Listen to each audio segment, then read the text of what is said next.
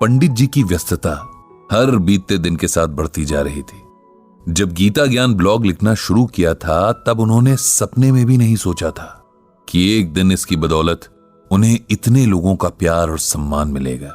लोग अपने जीवन की परेशानियां उनसे बांटने लगे, उनसे उम्मीद करते कि पंडित जी का ज्ञान यानी कि गीता ज्ञान उनकी परेशानियों में रास्ता दिखा सकता है। पंडित जी को सबसे ज्यादा खुशी इस बात की थी कि लोग गीता की तरफ लौट रहे थे और उनके पाठकों में हर उम्र के लोग थे। इस बात की भी उन्हें बहुत खुशी थी और ये ही खुशी हम आप तक पहुंचा रहे हैं, यानी आप सुन रहे हैं गीता ज्ञान सिर्फ पर। इधर जब पंडित जी अपने ब्लॉग के जरिए लोगों को अपना सीखा हुआ समझा हुआ ज्ञान बांट रहे थे, तब उनके अपने घर में उनकी पत्नी सरला जी एक बड़े मानसिक संघर्ष से गुजर रही थी, जिस पर अगर पंडित जी ने ध्यान दे दिया होता तो वे सरला जी की मदद कर सकते थे। लेकिन कई बार हम बाहर की दुनिया में इतना खो जाते हैं कि अपने घर के लोगों की परेशानियों पर हमारी नजर ही नहीं पड़ती।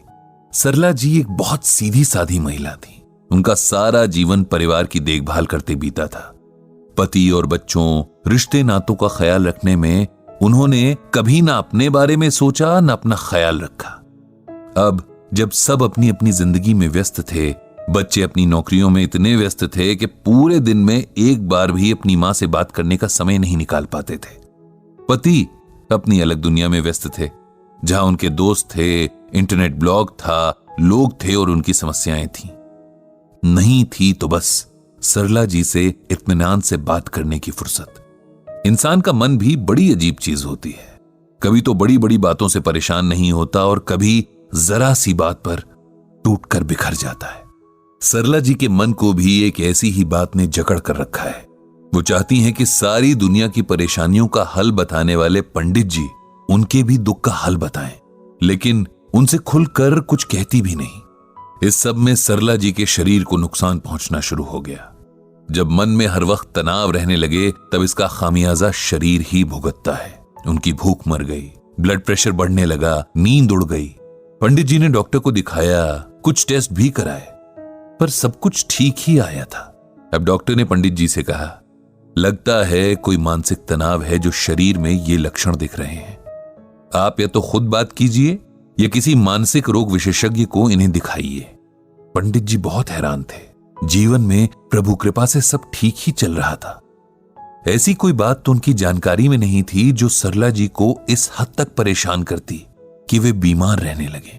उन्होंने मन में सोचा कि घर जाकर पहले खुद ही सरला जी से बात करेंगे। क्या सच में कोई तनाव है जो इस हद तक बढ़ गया है और उन्हें खबर तक न लगी?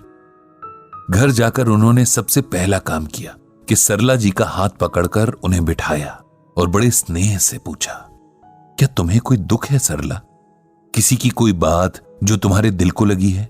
मेरा कोई व्यवहार तुम्हें बुरा लगा या कुछ भी ऐसा हुआ है जिसने तुम्हें परेशान किया है?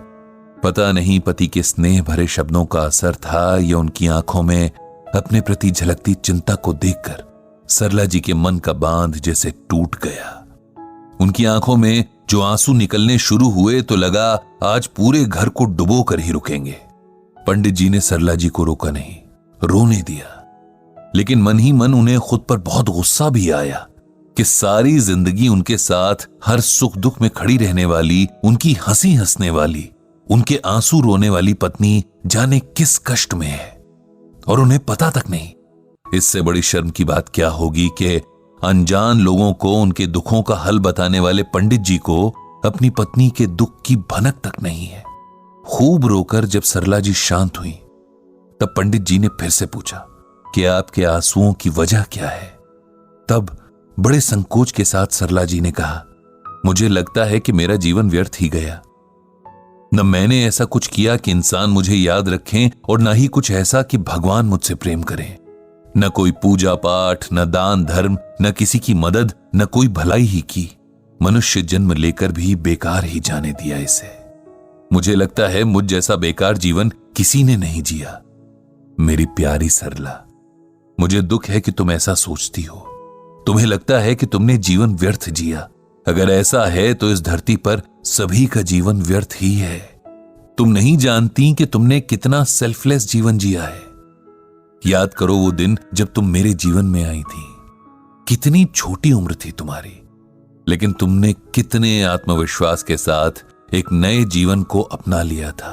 अपने स्वभाव और सेवा भाव से तुमने कितनी जल्दी मेरे परिवार के हर सदस्य का दिल जीत लिया था। तुमने हमेशा दूसरों के सुख की फिक्र की, दूसरों की खुशी में खुश हुई और कभी अपने प्रेम के बदले कुछ नहीं चाहा। ये तुम्हारी बदौलत है सरला कि आज मैं और मेरे बच्चे एक अच्छी जिंदगी जी रहे हैं। ये सब तुम्हारी मौन साधना का फल है। लोगों को गीता का ज्ञान मैं देता हूं, लेकिन सही मायने में गीता ज्ञान को तुमने जिया है। मुश्किल से मुश्किल वक्त में भी तुम्हारा धैर्य नहीं डिगा। सुख में तुम इतराई नहीं, और यही तो गीता सिखाती है। मैं तुम्हें गीता का एक श्लोक सुनाता हूं। यस्मान्नो द्विजिते लोको लोकान्नो द्विजिते च यः हर्षामर्ष भयो द्वैगैर मुक्तो यह स च मे प्रियः। ये श्लोक गीता के 12वें अध्याय में है, और इसमें भगवान श्री कृष्ण अर्जुन से कह रहे हैं कि हे अर्जुन, जिससे किसी को कष्ट नहीं पहुंचता तथा जो अन्य किसी के द्वारा विचलित नहीं होता, जो सुख दुख में, भय तथा चिंता में समभाव रहता है, वो मुझे अत्यंत प्रिय है। हम सबको लगता है कि इस दुनिया में आकर उसी का जीवन सफल हुआ जिसने खूब सारा धन कमाया या खूब मान सम्मान कमाया, जिसके पास बहुत सुख सुविधाएं हैं, या जिसे लाखों करोड़ों लोग जानते हैं। हम सोचते हैं कि ईश्वर को वही भक्त याद रहता है जो बहुत सारा दान करता है, या रोज व्रत उपवास रखता है, या नंगे पैर मीलों दूर की तीर्थ यात्राएं करता है। लेकिन गीता में स्वयं भगवान श्री कृष्ण ने हमें बताया है कि उन्हें किस तरह के लोग प्रिय हैं। सबसे पहले जो किसी को कष्ट नहीं पहुंचाते। कष्ट पहुंचाने का अर्थ किसी को मारना ही नहीं होता। अपनी बातों और विचारों से भी हम किसी का दिल दुखा सकते हैं। अपने कर्मों के जरिए भी हम किसी का बुरा कर सकते हैं। इसीलिए जो किसी भी तरह मन, वचन या कर्म से किसी को कष्ट नहीं पहुंचाता, ऐसा व्यक्ति मुझे यानी भगवान को प्रिय है। जो अन्य किसी के द्वारा डिस्टर्ब नहीं होता। मतलब अगर किसी ने जाने अनजाने आपका दिल दुखाने वाला काम कर दिया या कोई बात कह दी, लेकिन आपने इसका बुरा नहीं माना, उस व्यक्ति के प्रति कोई बुरा भाव मन में नहीं लाए, तो आप मुझे यानी भगवान को प्रिय लगोगे।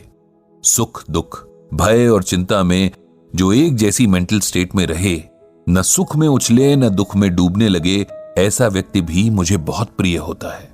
तो सरला, अब बताओ, क्या इसमें कहीं ये बात है जो तुम्हें लगे कि तुम ईश्वर की प्रिय नहीं हो? तुमने तो हमेशा गीता में भगवान की कही इन कंडीशंस का पालन किया है, इसलिए तुम्हारा जीवन कैसे व्यर्थ हुआ? तुम्हारा जीवन तो हम सबसे ज्यादा सफल है, क्योंकि ये तुम्हारे नाम की ही तरह सरल है। इसमें किसी किस्म का छल कपट नहीं है। इसीलिए अपने मन से सारे डर और सारी हीन भावना निकाल दो। पंडित जी की बातों ने सरला जी के मन से संशय के सारे बादल हटा दिए। वो अब संतुष्ट थीं। उनके प्रश्नों के जवाब उन्हें मिल चुके थे, लेकिन पंडित जी खुश नहीं थे। उन्हें गिल्ट ने घेर लिया था। अचानक उन्हें लगने लगा कि उन्हें अपने गीता ज्ञान का अहंकार हो चला था, जिसकी वजह से उन्होंने अपनी पत्नी के मन में पल रहे दुख को महसूस तक नहीं किया। गीता तो अपने आप की खोज करना सिखाती है, अपने हर भाव को महसूस करके सही गलत की पहचान करना सिखाती है। फिर पंडित जी से इतनी बड़ी गलती कैसे होती रही कि जो उनके अस्तित्व का आधा हिस्सा है, उनकी जीवन संगिनी है, वो उनके होते हुए भी अकेले ही अपने मन में अपने प्रति हीन भावना का दंश लेकर जीती रही। उनसे गलती तो हुई है, और उसके सुधार के लिए भी उन्हें गीता से ही सहायता मिलेगी। कहीं न कहीं, किसी न किसी श्लोक में ऐसा कुछ जरूर होगा जो उनके मन से इस बोझ को उतार कर इस भूल के सुधार की राह बताएगा। ये सोचकर पंडित जी ने अपनी श्रीमद् भागवत गीता खोल ली और मन ही मन भगवान श्री कृष्ण से अनुरोध किया कि हमेशा की तरह उन्हें सही राह दिखाएं, बिल्कुल वैसे जैसे आप और हम गीता ज्ञान के इस एपिसोड से पा रहे हैं।